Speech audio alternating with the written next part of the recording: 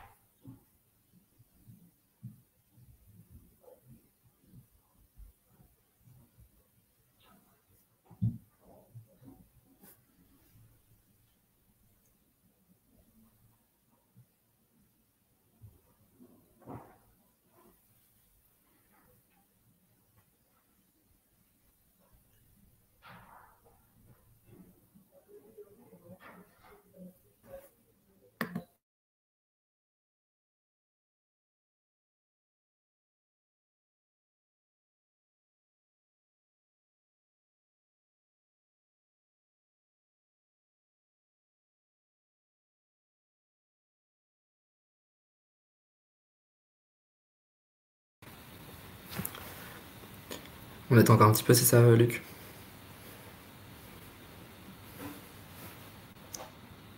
Tu es en mute.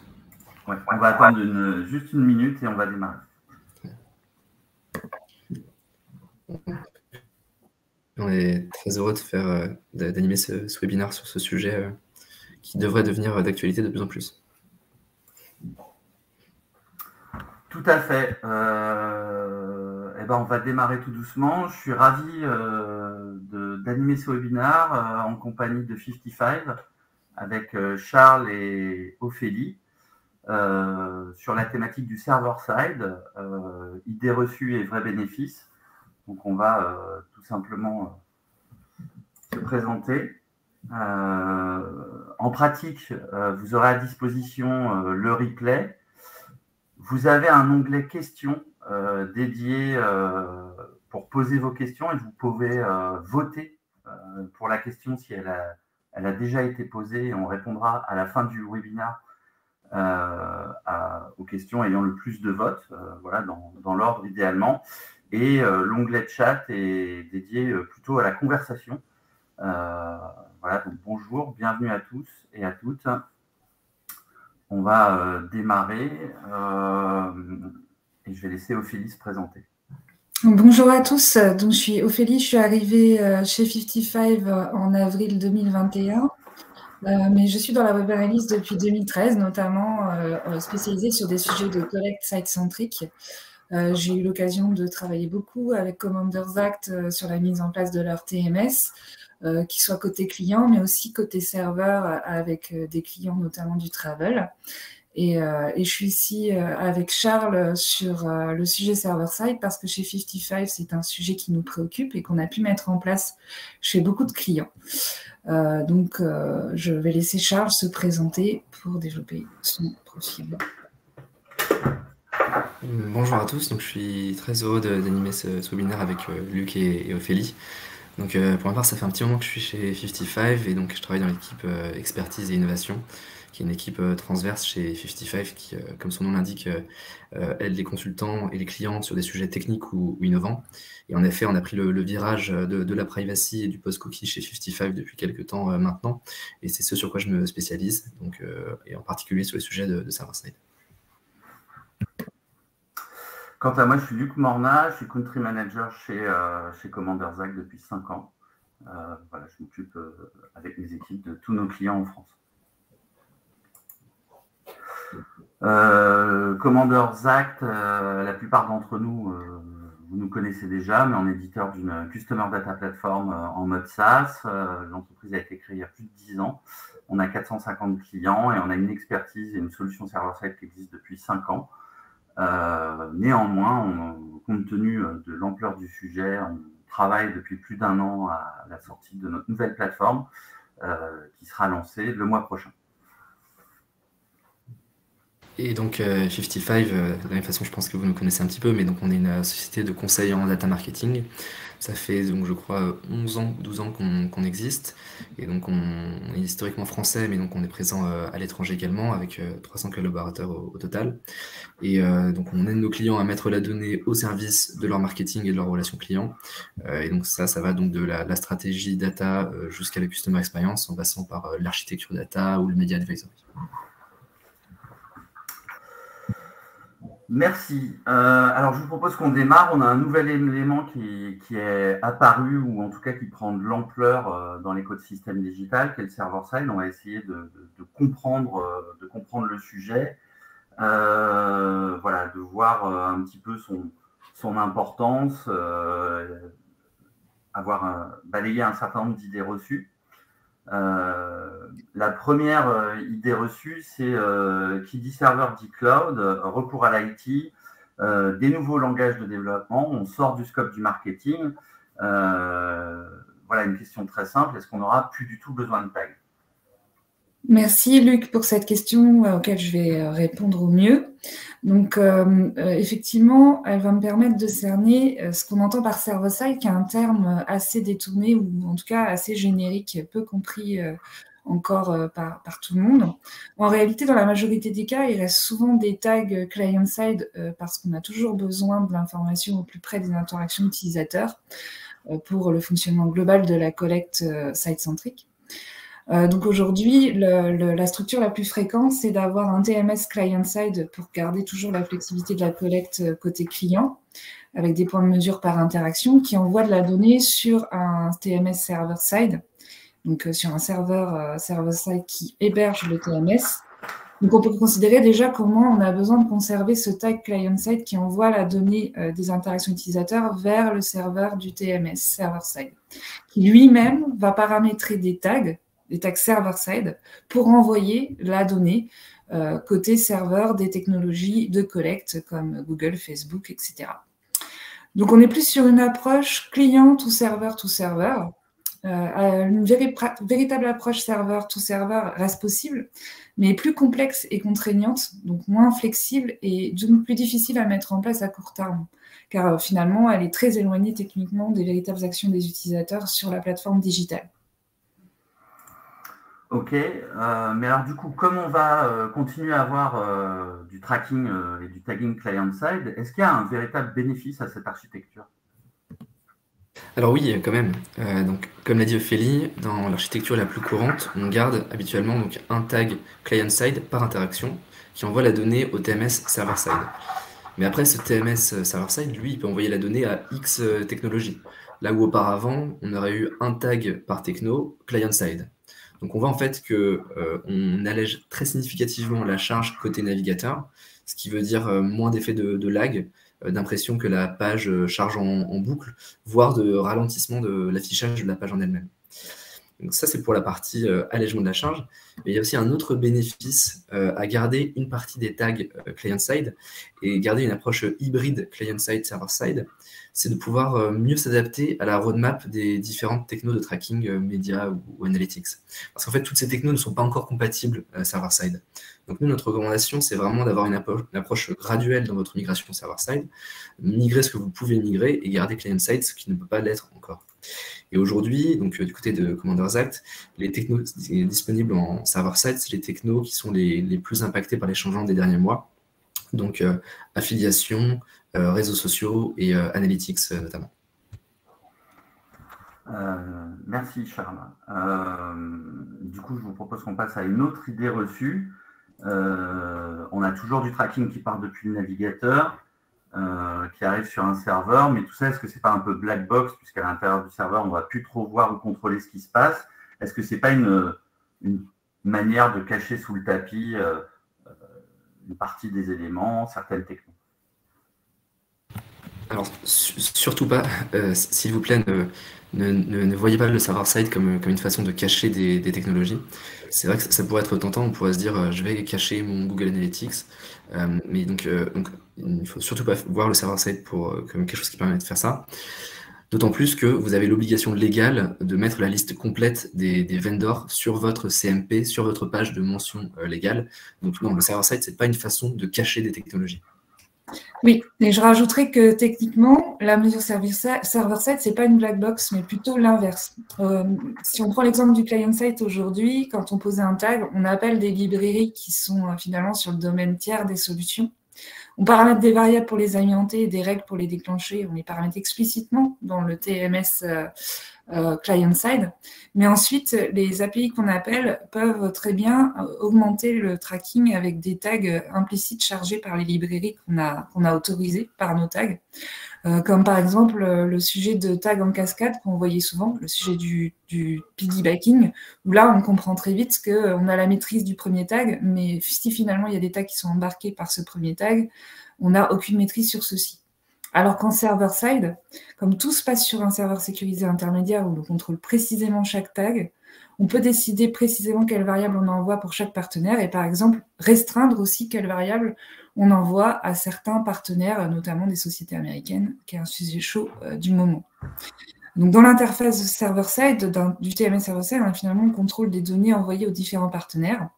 Comme par exemple aussi sur Facebook CAPI, on peut décider de partager ou non plus de données pour permettre l'identification précise de l'utilisateur ou pas, comme l'email. Donc finalement, le server-side vous permet d'avoir une gouvernance plus renforcée des tags et de la collecte de votre asset digital. Très bien. On peut donc dire que c'est une vraie garantie en termes et un vrai bénéfice en termes de conformité, de sécurité et de gouvernance. Mais au-delà de se mettre dans les clous, est-ce que l'arrivée de cette architecture, de la mise en place de ce serveur intermédiaire va permettre de développer des nouveaux cas d'usage à l'avenir? Oui, c'est en fait ce rôle de SaaS sécurisé que représente le server-side, ça plaît beaucoup à certains de nos clients. On a des clients qui, par exemple, veulent envoyer des informations assez riches à leurs outils finaux, donc par exemple des scores utilisateurs, des données de marge produit pour mieux segmenter, mieux mesurer. Mais évidemment, ils n'ont pas très envie d'exposer ces informations-là client-side.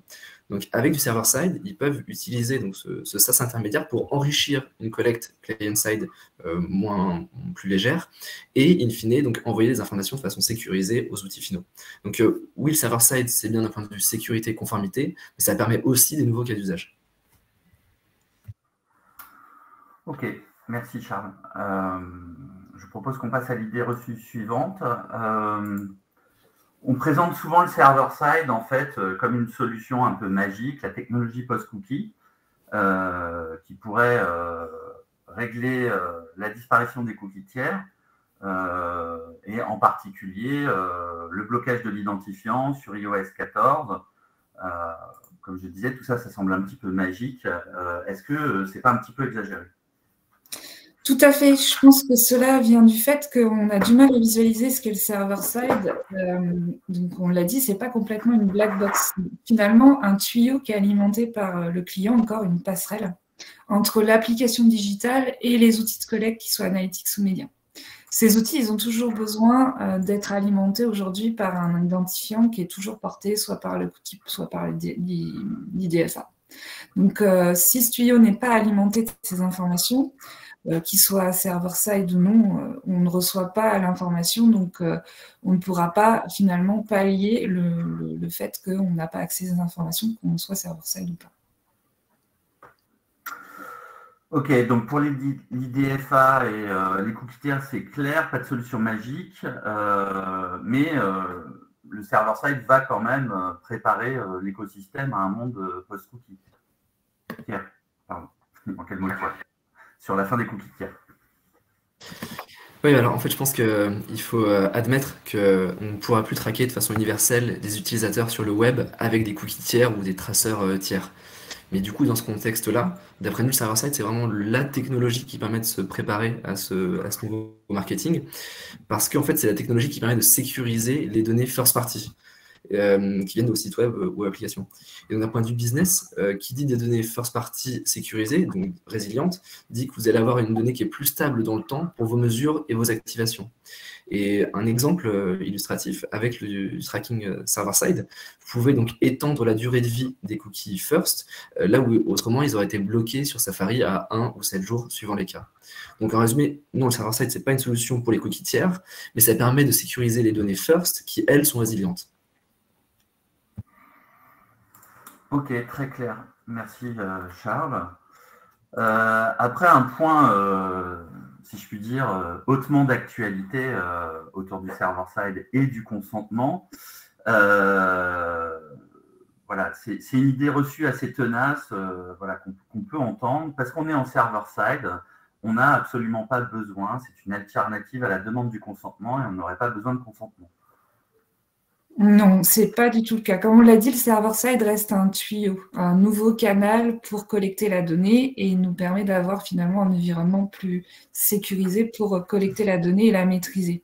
Cependant, on a toujours besoin d'identifier l'utilisateur d'une façon cohérente dans le temps, quel que soit le support qu'on va utiliser. Donc que ce soit des cookies, l'IDFA ou autre. Donc, qui dit identifiant pérenne dans le temps, dit qu'il faut de toute façon rester dans le cadre légal de demander le consentement à l'utilisateur d'avoir cet identifiant. Donc, non, on ne le répétera pas assez souvent, le server-side n'est pas une solution qui fait exception à la demande de consentement et doit au contraire vous permettre d'avoir une collecte beaucoup plus respectueuse des droits et de l'anonymat des utilisateurs s'ils le souhaitent. Merci Ophélie. Si je synthétise un petit peu, voilà, le server-side n'est pas un contournement à la loi. Dès lors qu'on a besoin d'un ID et le marketing digital a besoin d'un ID, on est obligé de faire une opération de lecture et ou d'écriture sur le poste de l'utilisateur et c'est donc soumis au consentement. On va passer à l'idée reçue suivante, qui est qu'un bénéfice clé des TMS server-side est de contourner les adblocks qui bloquent le tracking en plus de bloquer les pubs. Alors je pense que sur cette question, c'est pas tant est-ce que le server-side peut contourner les adblocks, mais est-ce qu'on a envie qu'il contourne les adblocks. Donc je vais quand même te répondre, Luc, sur les capacités du server-side par rapport aux adblockers. Donc oui, en l'état actuel, le server-side permet d'éviter les contournements, les blocages de certains tags médias, parce que ces tags médias peuvent être déportés dans le TMS server-side, et donc les adblockers peuvent ne pas voir donc les envois vers les plateformes publicitaires. Mais déjà, attention, ce blocage, ce contournement, il est partiel, parce qu'il y a des adblockers, par exemple, qui bloquent les TMS en entier. Et aussi, on n'est pas à l'abri que ça change, que les adblockers évoluent et bloquent plus largement les TMS, les appels vers les TMS server-side. Donc ça, c'est pour la partie capacité, mais d'après nous, ce n'est pas la bonne question à se poser. La bonne question à se poser, c'est plutôt, est-ce que en tant que marque, vous avez envie de traquer des utilisateurs qui ont des adblockers ? Alors, dans tous les cas, on l'a vu juste avant, on parle d'utilisateurs qui ont forcément donné leur consentement. Mais l'autre question à se poser, c'est est-ce que le consentement l'emporte sur le fait d'avoir un adblocker, ou est-ce qu'il faut considérer le choix d'un adblocker par les utilisateurs comme un refus d'être traqué en soi? Donc, posez-vous cette question en tant qu'annonceur. Et donc, pour résumer, oui, techniquement et partiellement, le server-side permet de rattraper un peu de données adblockées médias, mais on ne peut clairement pas dire que ce soit son bénéfice principal. Très clair. Merci. Je pense qu'on a vu un petit peu les erreurs autour du server-side. Qu'est-ce qu'était le server-side? Je vous propose maintenant de passer à une question assez simple qui est est-ce qu'on va se lancer à travers une série de questions et donc voir si c'est le moment de se lancer sur le server-side. On a bien démystifié le sujet, vu les vrais bénéfices que ça apporte. Maintenant, est-ce qu'il faut se lancer? Combien ça coûte ce type d'outil? J'ai déjà vu qu'on avait une question dans l'onglet dédié. Le server-side, c'est cher. C'est plus cher, ça coûte cher. Voilà, qu'est-ce qu'il en est? C'est forcément plus cher qu'un TMS client-side, puisque vous le savez, le client-side, finalement, l'exécution de tout le paramétrage que vous faites, elle est portée par le browser, par le client, d'où le client-side. Donc, vu que finalement, toute cette mécanique est portée côté client, on se déporte côté client, on a moins besoin d'hébergement, de réponse à la charge que sur du server-side. Cependant, les prix restent raisonnables et pour la plupart hyper maîtrisés et adaptables dans les solutions qui existent aujourd'hui. Donc, on parle finalement que d'hébergement, hein, puisqu'on héberge, on a un serveur sur lequel on héberge un TMS server-side. Donc, si on demande aujourd'hui à une équipe IT si l'hébergement d'un site, ça coûte cher, il vous dira que c'est tout à fait acceptable au regard aujourd'hui et de ce qui s'est passé sur le web, au regard des besoins d'hébergement. Et sur le cas de server-side, on est en plus sur finalement un sous-ensemble de l'hébergement. On a beaucoup moins de choses à héberger que sur un site. On a en plus les infrastructures, on sait comment répondre à la demande et l'adapter de la même manière que sur un site. Donc aujourd'hui, les solutions proposent tout à fait des solutions adaptables aux besoins avec une facturation pay as you go qui vous permet un vrai contrôle des coûts au regard des bénéfices.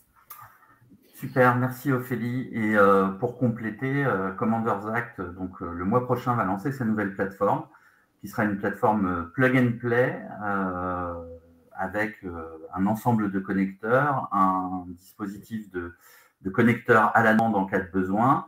Ça va être un vrai modèle pay as you go. Vous paierez exactement pour votre volume d'usage et ça va complètement pouvoir accompagner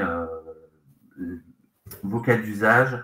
Voilà, ça ne va pas représenter des surcoûts ou des coûts à l'entrée très forts. Et ces surcoûts sont toujours à mettre au regard des bénéfices dont on a discuté. Je vous donne rendez-vous le mois prochain pour le lancement de cette plateforme et à prendre contact avec nous si vous voulez en savoir un peu plus en avant-première.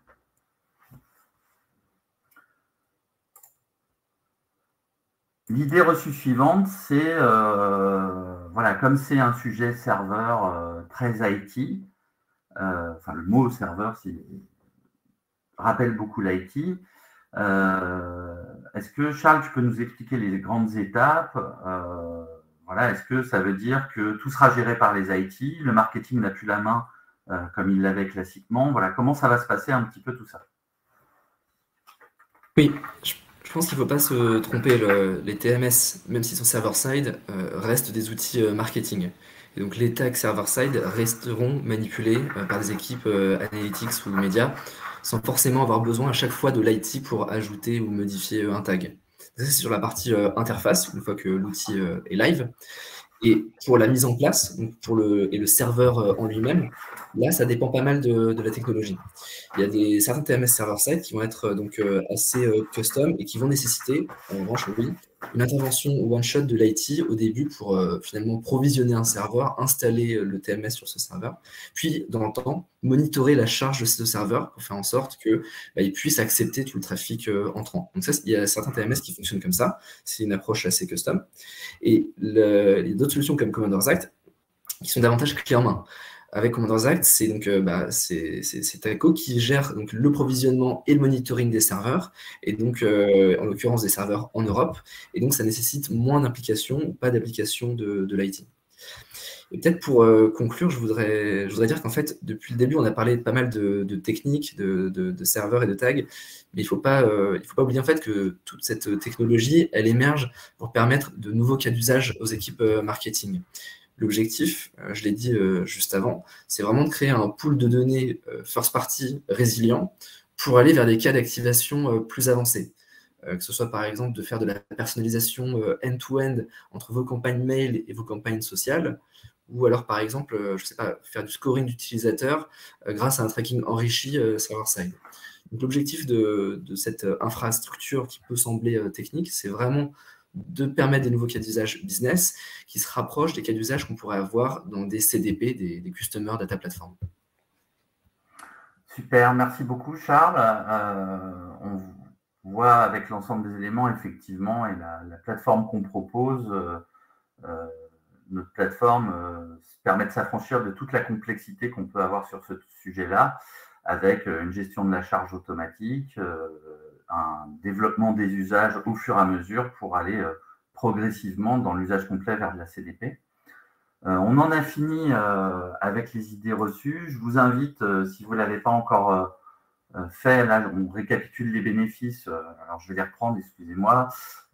Bénéfices en termes de qualité des données, une collecte qui va être fiabilisée, un meilleur contrôle. Donc là, on va être vraiment sur un contrôle qui va être géré côté serveur, donc tous les phénomènes d'appel de JavaScript en cascade, de type piggybacking ou autre, seront totalement maîtrisés, voire n'auront plus du tout lieu.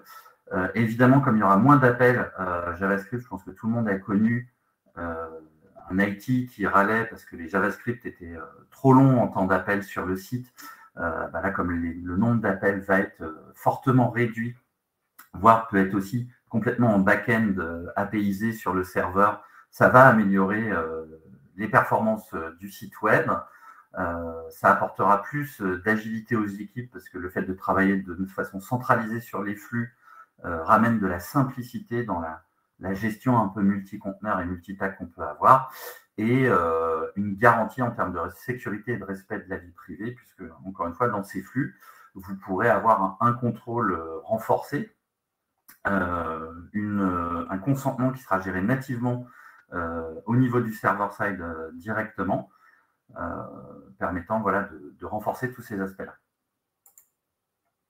On va passer aux questions-réponses, si vous voulez bien. On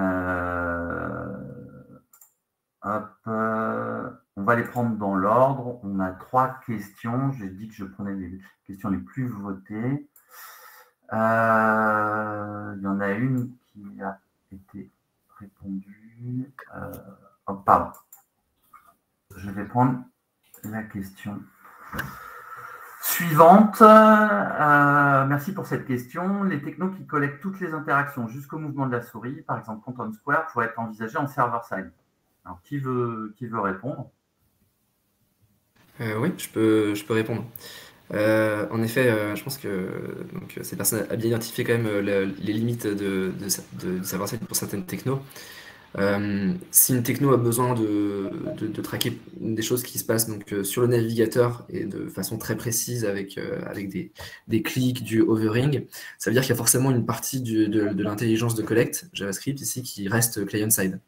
Donc aujourd'hui, j'ai pas connaissance d'un tag Content Square qui permettrait d'envoyer de la donnée en server-side. Je pense que ces technos-là vont plutôt pour l'instant rester client-side, mais après, ce ne serait pas impossible d'envisager qu'elles gardent une partie de la collecte client-side et qu'une fois qu'elles ont collecté, enfin qu'elles ont enregistré ce qu'elles doivent enregistrer sur le comportement de l'utilisateur, elles l'envoient au server-side. Ça pourrait être envisageable, mais pour l'instant, ça semble compliqué. Et donc, les technos server-side, c'est plutôt des technos médias, analytics, voire de marketing automation plus classiques. Super, merci Charles. Alors, il y a une autre question. Excusez-moi, je le fais en direct. Quels sont les leviers acteurs pour lesquels une activation server-side est actuellement possible? Alors, c'est vrai qu'on va... Enfin, je vais prendre la réponse si vous en êtes d'accord, puis vous pourrez compléter. On va retrouver plutôt des grandes familles qui sont directement impactées en fait par les cookies tiers et qui vont voir une baisse de la collecte et de la mesure. Donc on va retrouver les acteurs de l'affiliation qui sont impactés en fait en termes d'attribution des ventes et donc de rémunération de leurs affiliés. Donc ça, il y a un impact très direct. On va retrouver je pense que ça a pas mal fait l'objet d'actualité et de communication sur les derniers mois. Parmi les réseaux sociaux, Facebook fait la promotion de son API de conversion pour remplacer son pixel de tracking. Puisqu'il y a une perte en fait sur cette collecte-là et la performance associée. Également, la collecte en web analytique existe et est déjà possible depuis plusieurs années. Elle était essentiellement mise en place sur le tunnel de conversion pour réduire les écarts en fait avec les phénomènes de navigateur, de sortie de tunnel. pour aller vers un serveur de paiement, par exemple. Donc voilà, c'est en tout cas les grandes familles. Effectivement, comme l'évoquait Charles sur la question précédente, tout ce qui va être interaction avec le client, le navigateur très directement. Donc on va retrouver notamment les serveurs de pub, tout ce qui va avoir besoin vraiment d'agir sur le côté client. Ça sera plus complexe en server-side. Donc aujourd'hui, ça n'est pas disponible, mais on pourrait voir dans les années à venir des solutions effectivement un peu hybrides qui mixent ce qui doit rester sur le client avec du JavaScript combiné avec du server-side. Mais ça, c'est un petit peu la suite de l'histoire qui n'est pas encore réalisée à date.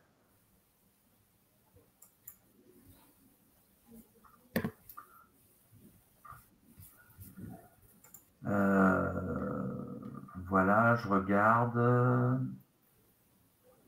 On n'a pas d'autres questions. Donc, si vous avez des questions, alors après. Je crois qu'il y en a une ou deux dans le chat.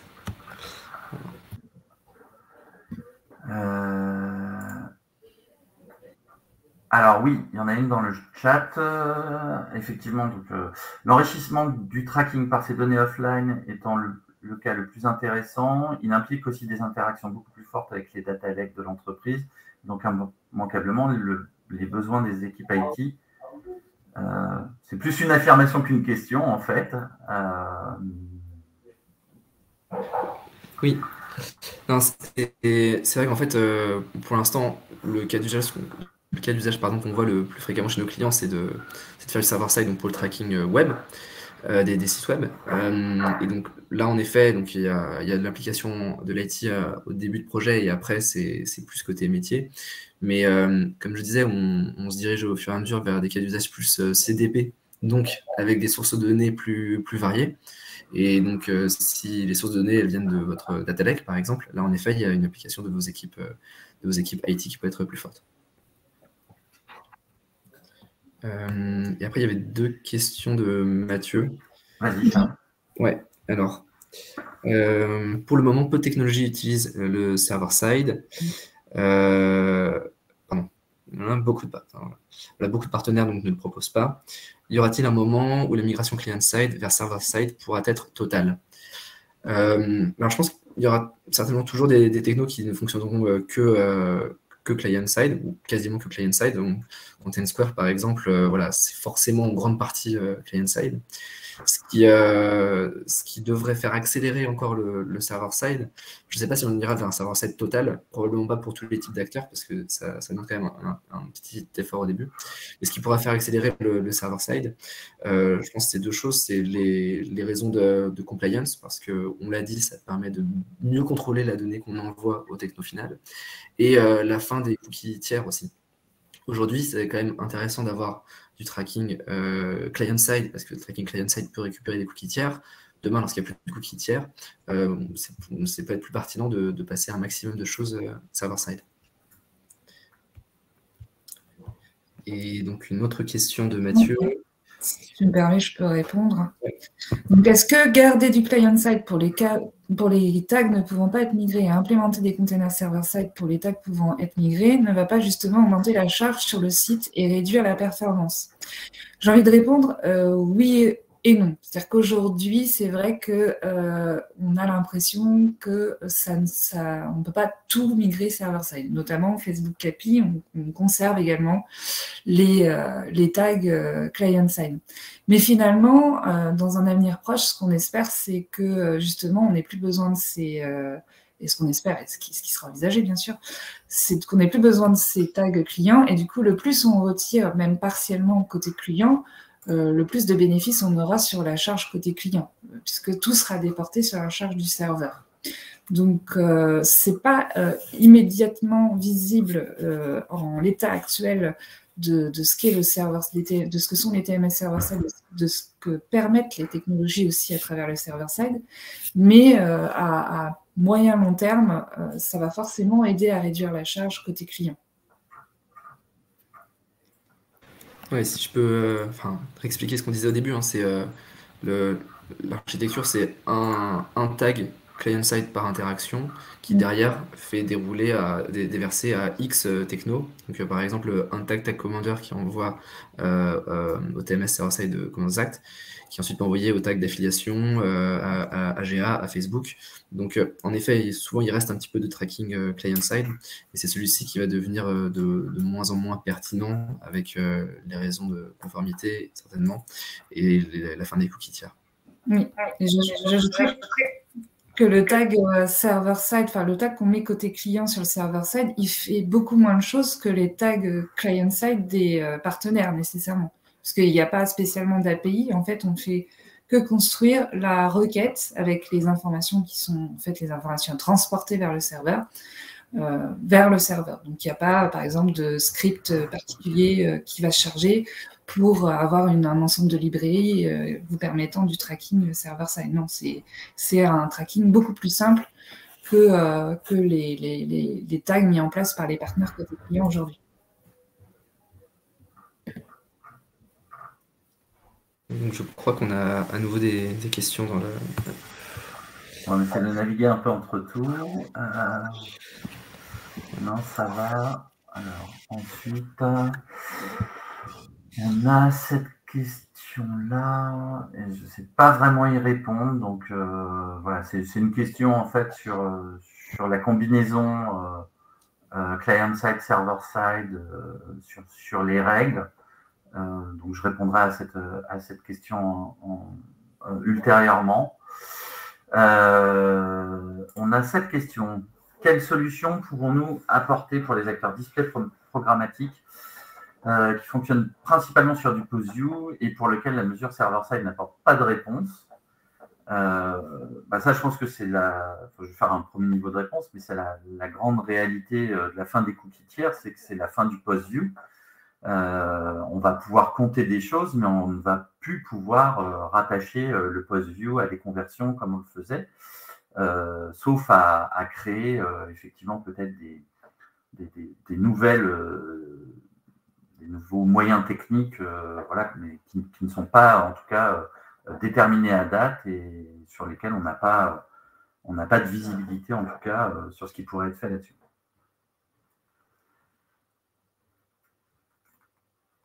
Charles, Ophélie, si vous voulez compléter.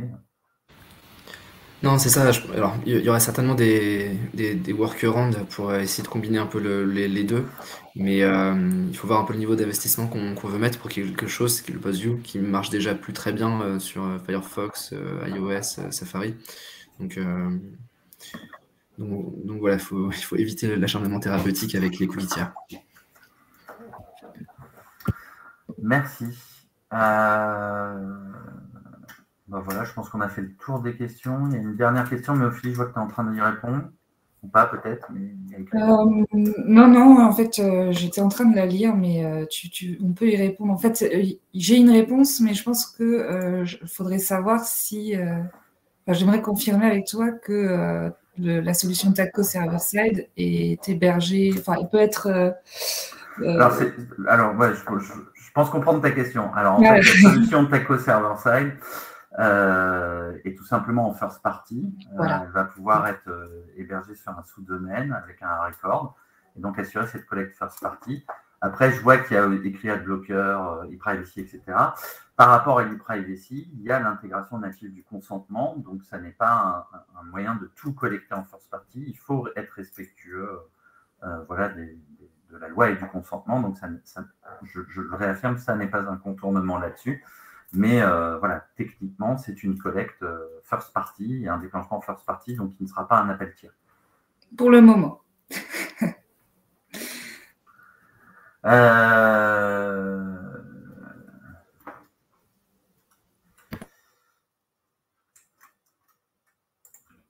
Alors, on a cette question. Comment on fait en server-side pour récupérer des données techniques telles que le user agent, l'adresse IP?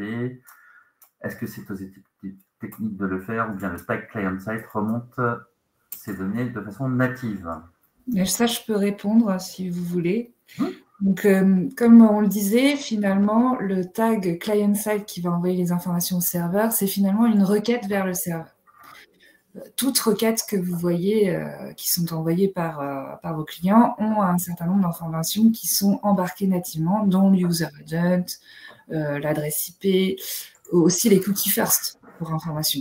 D'où l'intérêt des technologies server-side de justement être portées par le même domaine que votre site web pour être considéré comme first et embarquer les informations de cookies first.